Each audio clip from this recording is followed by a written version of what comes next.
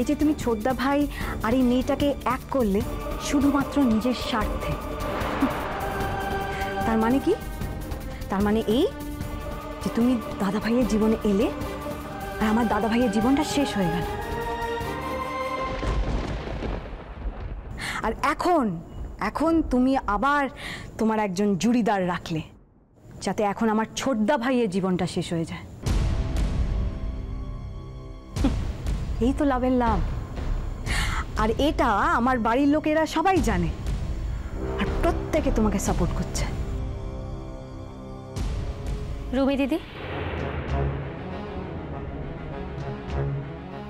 এতক্ষণ বহুত কথা বললে, এবে মু তমকু কতগুলো কথা বলবো, আর সেই কথাগুলো তুমি পটে দাঁড়িয়ে শুনতে হবে। এই তুমি আবার আমাকে কি কথা বলবে? হ্যাঁ, আমি তোমার কাছ থেকে কোনো কথা শুনবো না। রুমি রুমি রুমি রুমি রুমি, তুই যে এই কথাটা বলছিস না যে ওর কাছ থেকে কোনো কথা শুনবি না, এখন না আর সেরকম নেই, জানিস তো। এখন ওদের কথা শুনেই চলতে হবে।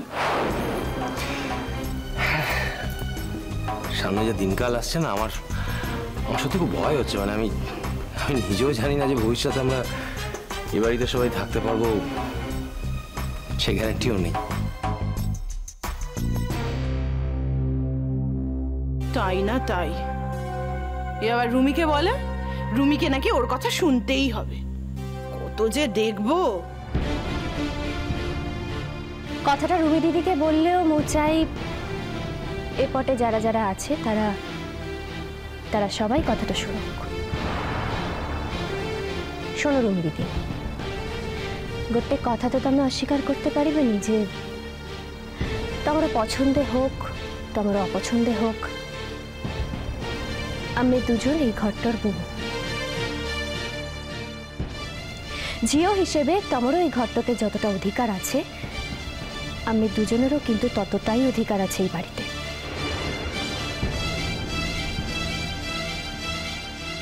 আর আজকাল জানো তো,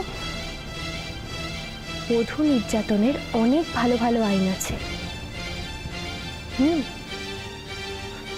তোমারও সম্মানের জন্য, এই ঘরটার সম্মানের জন্য আমি হয়তো সে আইনকে কাজে লাগাতে চাইছি না, কিন্তু তার মানে কিন্তু এটা নয় যে কোনো সেদিন আমি সে আইন কাজে লাগাবো নি।